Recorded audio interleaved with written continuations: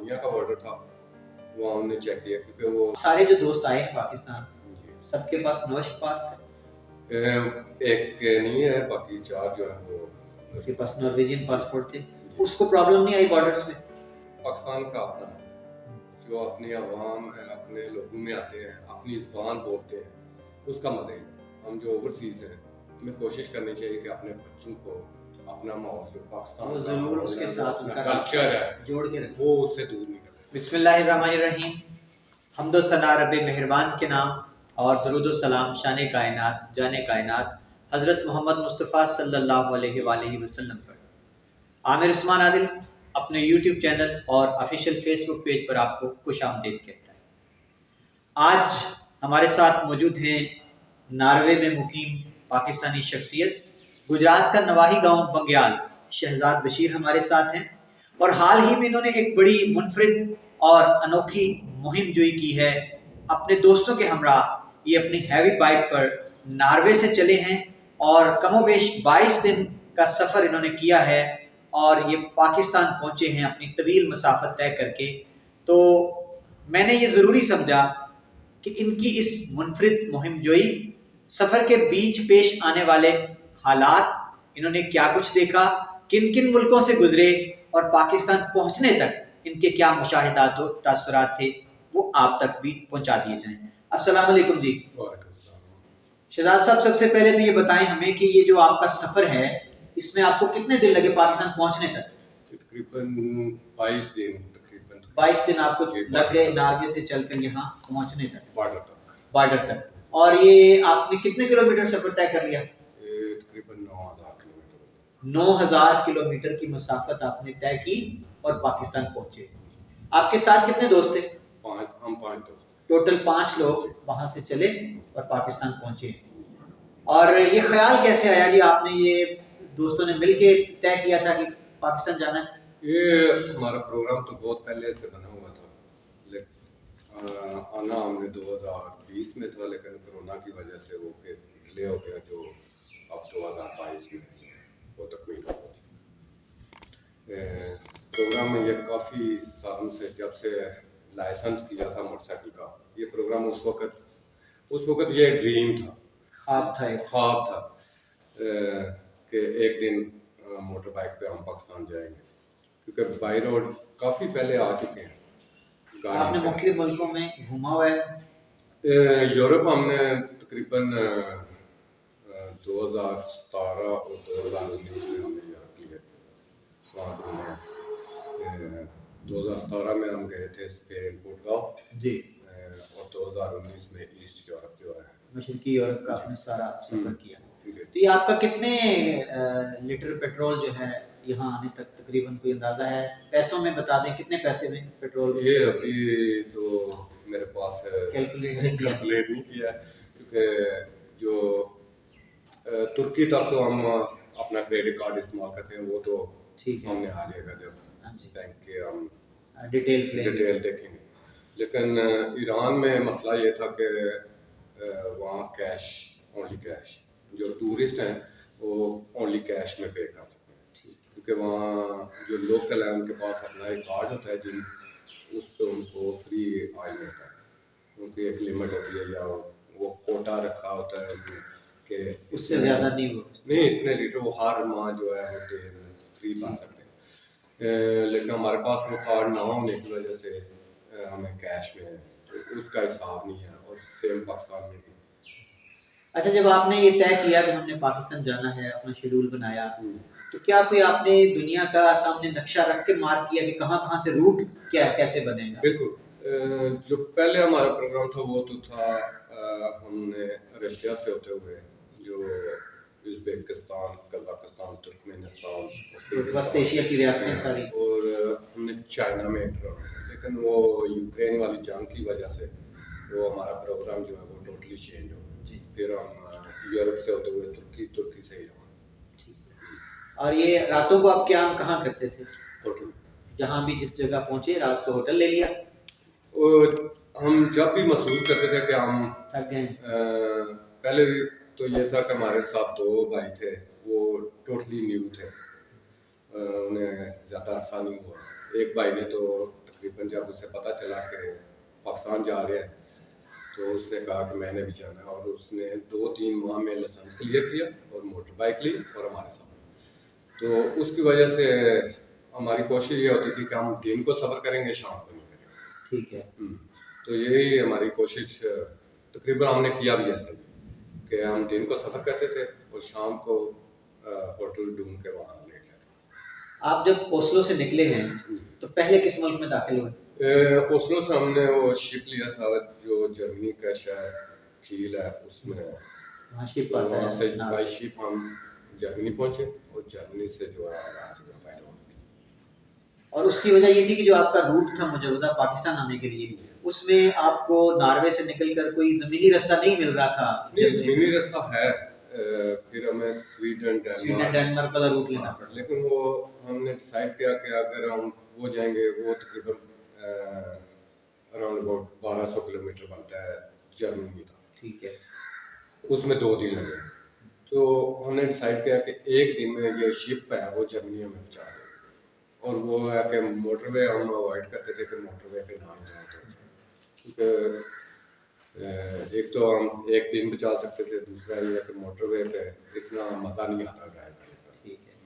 جرمنی سے پھر آگے سفر کہاں پہنچا؟ جرمنی سے ہم چیک ریپبلک ہے، جی، وہاں ہم نے رات گزاری، پھر وہاں سے ہم سلوواکیہ سے ہوتے ہوئے ہم پہنچے ہنگری، وہاں ہم نے رات اسٹے کی۔ اس کے بعد ہم نے وہاں سے آغاز کیا تو ہم رومانیہ سے ہوتے ہوئے پہنچے بلغاریہ کے شہر صوفیہ میں ہم نے رات گزاری۔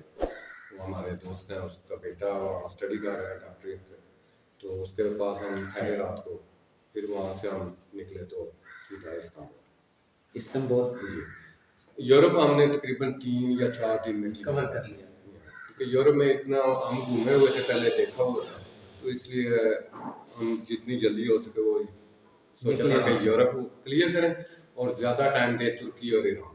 ٹھیک ہے، کیونکہ یہ وہ جگہ ہے کہ جہاں آپ آتے بھی ہو نا، لیکن آپ کے پاس اتنا ٹائم نہیں ہوتا کہ آپ سارا گھوم سکیں۔ ترکی پھر آپ نے پھرا سارا؟ ترکی ہم تقریباً 1 ہفتہ رہے، ٹھیک ہے، 7-8 دن جو ہے وہ ہم ترکی کو 2 دن ہم استنبول میں رہے، پھر وہاں سے ہوتے ہوئے سوگوت، انقرہ، یہ جو دوسرے شہر ہیں وہاں سے ہوتے ہوئے ہم باٹر کی طرف۔ پھر ایران میں ہم 10 دن رہے۔ 10 دن گزرے، سارا اس کو کافی سارا تو نہیں، کیونکہ ایران بہت بڑا ملک ہے، ایک کونے سے دوسرے کونے تک میرے خیال میں 2600 کلومیٹر اس کا صرف ٹریکٹ جو ہے، تو اگر سارا گھومتے تو پھر ہمیں مزید دن چاہیے تھے،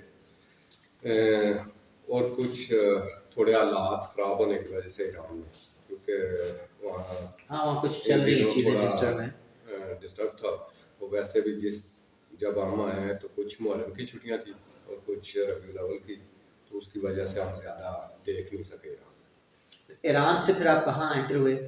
ہم تافتان بارڈر سے، اور پھر وہاں سے ہم پہلی رات جو ہے وہ، کیونکہ تافتان سے آپ کو سیکورٹی میسر ہوتی ہے، جو کہ جتنے بھی غیر ملکی ہیں جو اوورسیز ہیں وہاں ان کو پرووائڈ کی جاتی ہے سیکورٹی، ان کے ساتھ ہی آپ نے رہنا ہوتا ہے۔ تو پہلا دن ہم نے تاکی دن وہاں جو ہے اسٹے کی، اس کے بعد ہم کوئٹہ پہنچے، پھر کوئٹہ سے ہم نے ریکویسٹ کی کہ جو افسران تھے ان سے کہ ہم تو پاکستانی ہیں، ہمیں وہ سیکورٹی کی ضرورت نہیں ہے جو آپ غیر ملکی کو دیتے ہیں، جی، تو اس لیے انہوں نے ہماری ریکویسٹ جو ہے ایکسیپٹ کی اور ہمیں جو فری ہینڈ کر دیا۔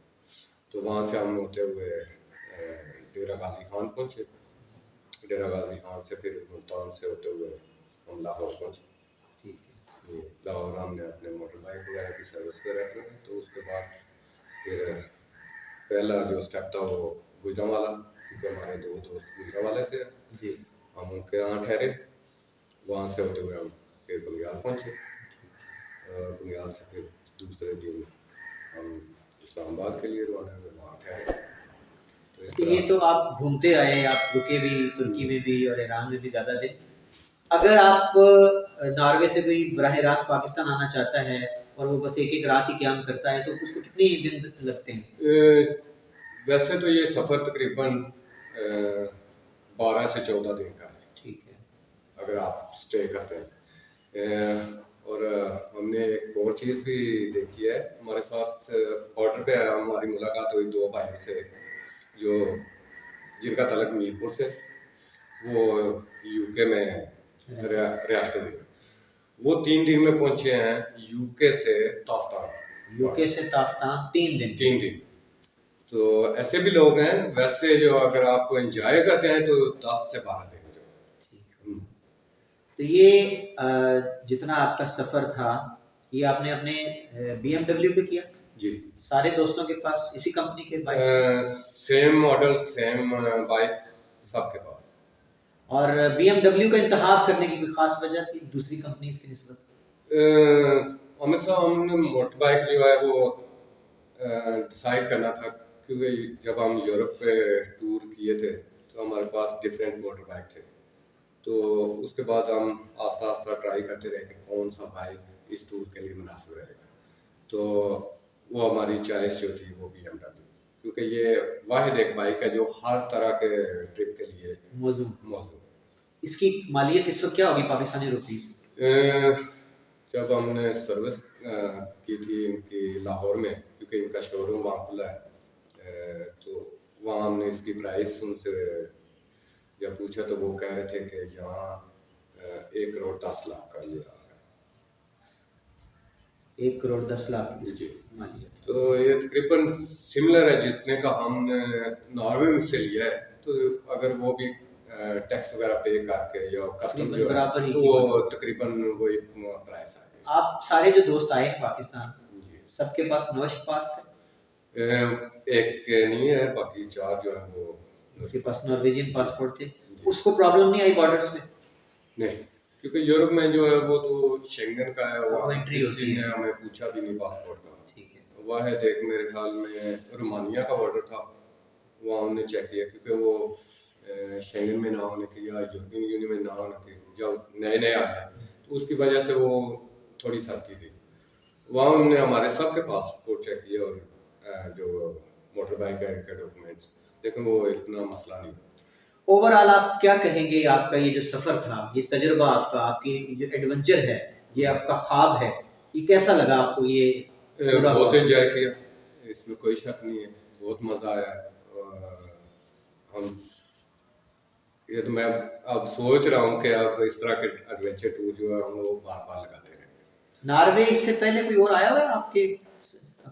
نارویجن بہت نہیں, گورے نہیں, پاکستان نہیں, وہ آپ کہہ سکتے ہیں کہ یہ آپ کا پہلا گروپ ہے جو یہ کہہ سکتے ہیں. تو اب آپ کا یہ سفر جب آپ بخوبی آ گئے, واپس جا کے آپ ظاہر بیٹھیں گے اپنے حلقہ آباد میں, ینگ جنریشن میں, تو اور آپ کو دیکھ کے لوگ میرا خیال ہے لڑکے جو ہیں وہ بالکل موٹیویٹ ہوں گے. یہ تو چیز ہے کیونکہ آپ ناروے ملک چھوٹا سا آبادی کے لحاظ سے, آبادی اس کی میرے خیال میں تقریباً 60 لاکھ آبادی ہے ٹوٹل جی. تو وہاں ہم تقریباً پاکستانی لگ بھگ 40,000 کے لگ بھگ ہے. اور اب جو ہے وہ پاکستانی میں بہت دلچسپی لے رہے ہیں کہ موٹر بائک, اور ینگ جنریشن وہ آلریڈی ڈیسائڈ کر چکے ہیں کہ وہ بھی ہمارے بعد ٹور لگائیں گے. جو ہمارے بچے ہیں ان کے دوست ہیں وہ ڈیسائڈ کر چکے ہیں کہ وہ بھی انشاءاللہ آنے والے کچھ سالوں میں وہ بھی پاکستان کا دورہ کریں گے. آپ نے بڑا طویل سفر کیا, یورپ پہلے گھومے ہوئے ہیں, اب کی بار پاکستان آئے ہیں, تو کبھی آپ کو کسی چھٹی میں موقع ملا ہے کہ آپ نے پاکستان کے شمالی علاقہ جات کی بھی سیر کی ہو؟ ابھی تک موقع تو نہیں ملا, لیکن وہ بھی پروگرام میں ہے. ویسے ابھی تھا لیکن کچھ کہہ سکتے ہیں کہ دوستوں کے کام کی وجہ سے ہمارا مسئلہ ہوتا ہے کہ ہماری چھٹی کا بھی مسئلہ ہوتا ہے, کیونکہ ہمارا ہوتا ہے کہ سال میں ہم 6 ویک کے لیے چھٹی کر سکتے ہیں, تو اس کی وجہ سے کچھ دوستوں کو واپس جانا پڑا جلدی. تو یہ ہم نے نیکسٹ اگلی دفعہ آپ کا پلان ہے کہ آپ دوبارہ بائک پہ پاکستان گھومیں گے. تو اگر بائک پہ نہ وہاں سے آئے تو ہم ہو سکتا ہے کہ یہاں سے بائک رینٹ کریں. تو پھر یہ اچھا, جتنی جھلک آپ نے دیکھی تافتان کے بارڈر سے لے کر اپنے گاؤں آنے تک, پاکستان کیسا لگا آپ کو ایز کمپیئر ٹو یورپ اور ناروے؟ صحیح پوچھیں عامر بھائی, پاکستان کا اپنا مزہ ہے. جو اپنی عوام ہیں, اپنے لوگوں میں آتے ہیں, اپنی زبان بولتے ہیں, اس کا مزہ ہی تھا. اب ایران میں بھی ہمیں بہت مزہ آیا, انجوائے بھی بہت کیا, لیکن وہاں مسئلہ تھا زبان کا. ان کو انگلش نہیں آتی تھی, ہمیں فارسی نہیں آتی تھی. تو لیکن یہ ہے کہ وہ بھی ہم نے کچھ نہ کچھ اشعاروں سے یا کچھ لفظ جو ہماری اردو زبان میں ہے, فارسی کے لفظ جو استعمال ہوتے ہیں وہ استعمال کر کے, کچھ انگلش کے, تو وہ ہم نے گزارا تو کر ہی لیا. لیکن جو اپنا مزہ ہے نا اپنے کھانے میں, اپنی زبان میں, اپنے لوگوں میں, وہ مزہ کہیں. ناظرین آپ سن رہے ہیں ایک بڑے دلچسپ اور منفرد سفر کی داستان ہے. اور یہاں میں آپ کو یہ بھی بتاتا چلوں کہ ابھی ہم گجرات کے جس گاؤں بنگیال میں ہیں, یہ کوٹلہ رب علی خاں کے نواحی پٹی ہے, اور بنگیال گاؤں کی ایک بڑی جو خاص بات ہے, منفرد جس کو کہا جاتا ہے کہ یہاں بڑی عالی شان کوٹھیاں ہیں ایک سے بڑھ کے ایک. اس کی وجہ کہ 1960-70 کی دہائی میں تحصیل کھاریاں وہ تحصیل ہے جس کے باسیوں نے رخ کیا یورپ کا, اور وہ وہاں جا کر انہوں نے محنت کی, اور اب یہ ان کی تیسری نسلیں وہاں پہ پروان چڑھ رہی ہیں اور جوان ہو رہی ہیں. تو ہم پوچھتے ہیں شہزاد سے کہ آپ کے بزرگ بشیر صاحب گئے اوسلو, پھر آپ لوگوں کا جانا ہوا, آپ کے بھی بچے وہاں پہ جوان ہو رہے ہیں, جوان ہو چکے ہیں, تو آپ یا اب آپ کے جو بچے ہیں یہ پاکستان کے بارے میں کیا سوچ رکھتے ہیں, کیا ڈسکشن ہوتی ہے کبھی کبھی؟ امر بھائی میں تو پاکستان کی پیدائش ہوں. میں تقریباً 17 سال کا تھا جب میں ناروے میں ہوا. اس کے بعد کیونکہ میرے دوست یہاں ہیں بچپن کے, تو میرا تو لگاؤ ہے پاکستان.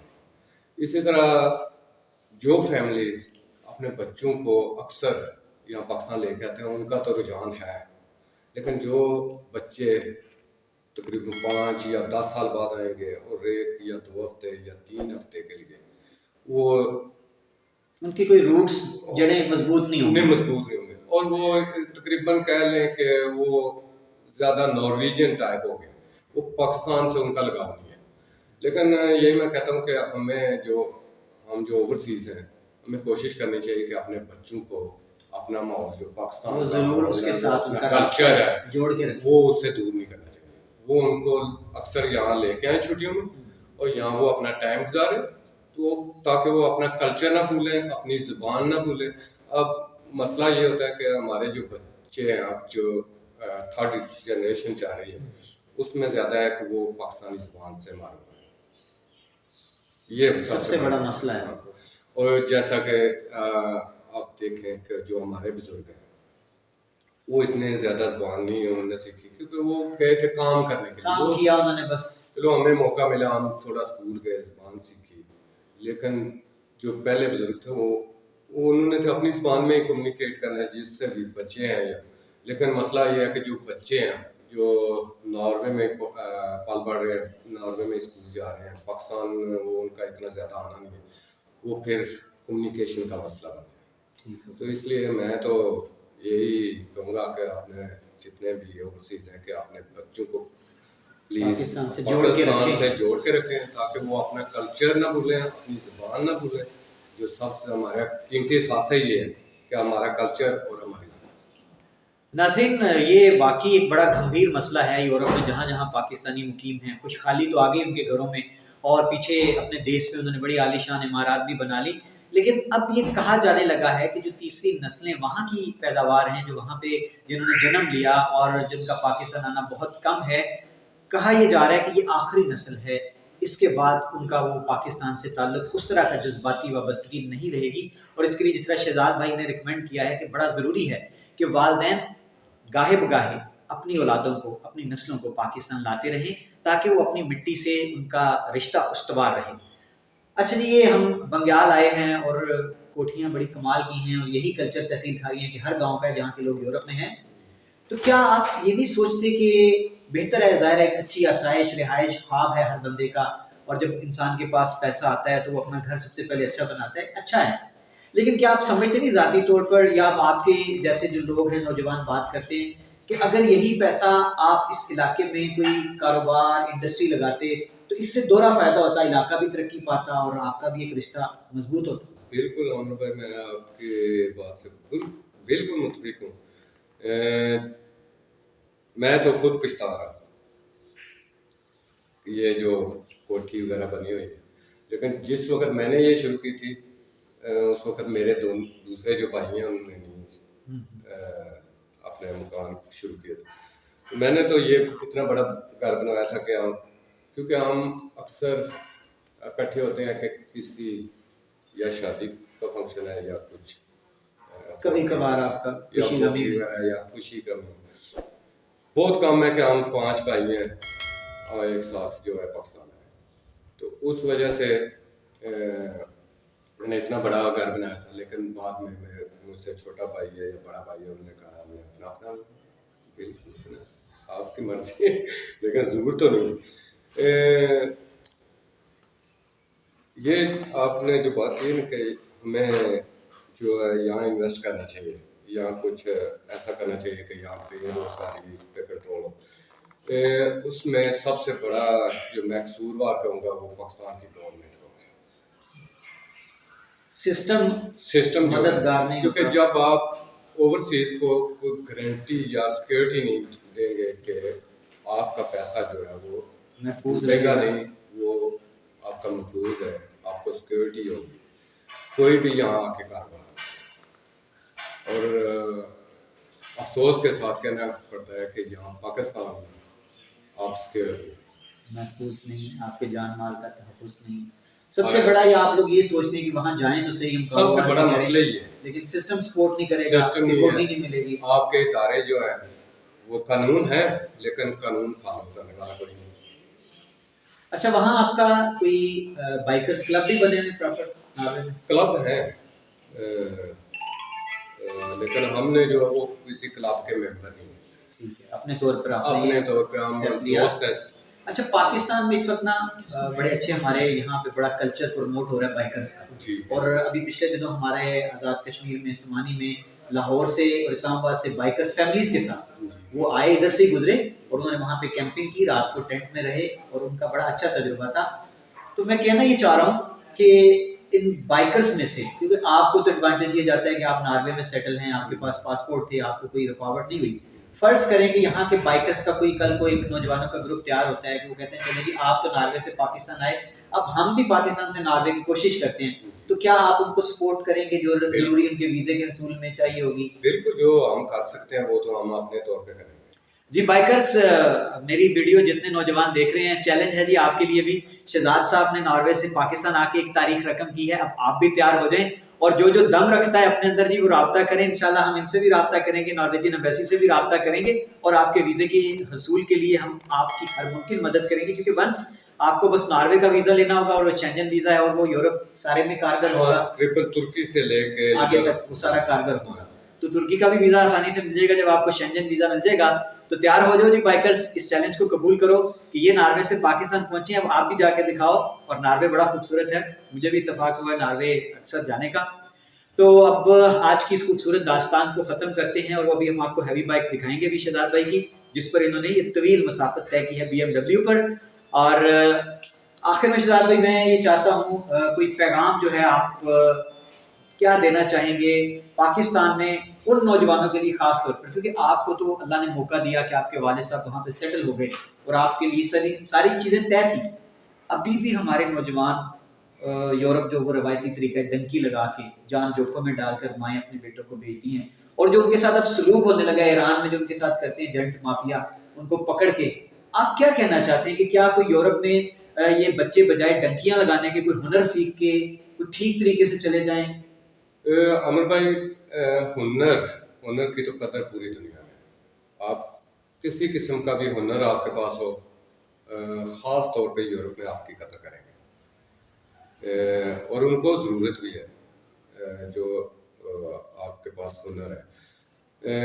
और सबसे बड़ा मसला ये है कि हमारे जो यहाँ यंगस्टर हैं ये शॉर्टकट ढूंढते हैं कि जल्दी से जल्दी, और जिसका फ़ायदा एजेंट लोग ले रहे हैं, पैसे भी 4 गुना ज़्यादा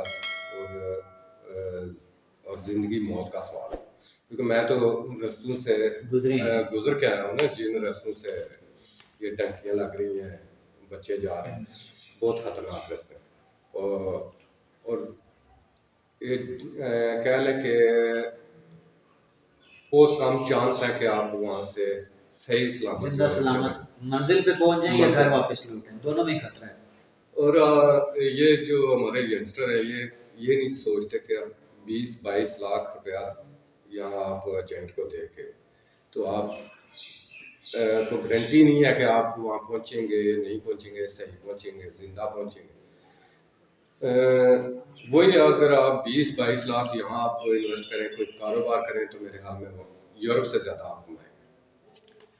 جی ناظرین، یہ ضروری تھا آپ کو بتانا کہ جس طرح ہمارے نوجوان ابھی بھی یورپ کے رومانس میں مبتلا ہیں اور جو طریقہ اختیار کرتے ہیں ڈنکی کا، یہ اذیت ہے، سہانے روح ہے، لیکن ہم سبق نہیں سیکھتے۔ تو میں یہ کہنا چاہوں گا کہ اس پر کام کرنے کی ضرورت ہے ساروں کو مل کر، کہ ہم نوجوانوں کو کوئی ہنر دے دیں اور ان کو اس قابل بنا دیں کہ وہ ڈنکی سے بچیں، اور وہ لیگل طریقے سے۔ اب تو جرمنی میں ٹیکنیکل بڑے اس کے لیے آسانیاں پیدا کر دی گئی ہیں ہنر مندوں کے لیے، آسٹریلیا میں بڑی ڈیمانڈ ہے۔ تو میں چاہوں گا کہ نوجوان جو ہیں وہ اس طرف آئیں اور اپنی جانیں خطرے میں نہ ڈالیں۔ تو یہ آج کا جی ہم نے شہزاد صاحب سے پورا سفر جو تھا ان کا ناروے سے جو 22 روز میں مکمل ہوا اپنے وطن پہنچنے کا، اور انہوں نے ہزاروں کلومیٹر سفر طے کیا اور انہوں نے اپنے رستے میں بہت کچھ دیکھا۔ ظاہر ہے جی اللہ کی دھرتی جو ہے اس کے بارے میں خود قرآن پاک میں اللہ تعالیٰ نے فرمایا فسیروا فی الارض، کہ تم زمین کی سیر کرو۔ تو انہوں نے پاکستان کو بھی دیکھا، اور میں امید کرتا ہوں کہ اگلی بار جب یہ آئیں گے تو یہ پاکستان کو بھی اسی طرح سے دیکھیں گے جس طرح انہوں نے پورا یورپ کا سفر پاکستان تک طے کیا ہے۔ تو امید کرتے ہیں کہ آپ کو یہ سٹوری جو ہے اور ان کی مہم کی داستان یہ پسند آئی ہوگی، اور ہم چاہیں گے کہ اسی طرح ہم ان کو یہ خراج بھی پیش کرتے ہیں لامحالہ۔ ان کا یہ جو کام ہے اس کو معمولی نہ سمجھا جائے، کیونکہ انہوں نے وطن کی محبت میں ایک بڑا منفرد رستہ اختیار کیا پاکستان آنے کا، اور انہوں نے یہ ایک پیغام بھی دیا ہے نوجوانوں کو، چاہے وہ یورپ کے جس بھی ملک میں بستے ہیں، کہ آپ بھی ایک ایسی ہی مہم کریں۔ اور بلکہ میں چاہوں گا کہ آپ سے بھی میری یہی درخواست ہوگی کہ جب واپس آپ جاتے ہیں تو آپ کو دیکھا دیکھی جو اور وہاں پہ پاکستانی مقیم جو ناروے میں ہیں، اور نوجوان جب تیار ہوں تو اس کو اس طرح سے کر لیں آپ کے وہ جو مہم ہو، آپ کی ایڈونچر ہو، وہ آپ کا ایک ٹور تو ہو، لیکن ساتھ ہی ساتھ آپ پاکستان کا جو چہرہ ہے اصل، اس کو بھی آپ دکھاتے ہیں۔ بالکل، یہ تو ضروری ہے کہ جس ملک میں آپ پیدا ہوئے ہو اگر وہی نہیں آپ نے دیکھا تو باہر کا تو مزہ ہی نہیں۔ جی ناظرین، جو دیکھ رہے ہیں اس ویڈیو کو اور جو ارادہ باندھ رہے ہیں پاکستان آنے کا اسی طرح مہم جوئی کر کے، ان کو میں یہی پیغام دینا چاہوں گا کہ جب آپ بھی آئیں تو آپ جس راستے سے گزریں آپ پاکستانیت کو پروموٹ کرتے آئیں، پاکستان کا خوبصورت چہرہ دنیا کو دکھاتے آئیں۔ اس سے بڑھ کر کوئی سفارتکاری نہیں ہوتی۔ تو بہت شکریہ ناظرین، اپنا خیال رکھیے گا، اور آپ کی قیمتی آراء کا فیڈ بیک کا انتظار رہے گا۔ اللہ حافظ۔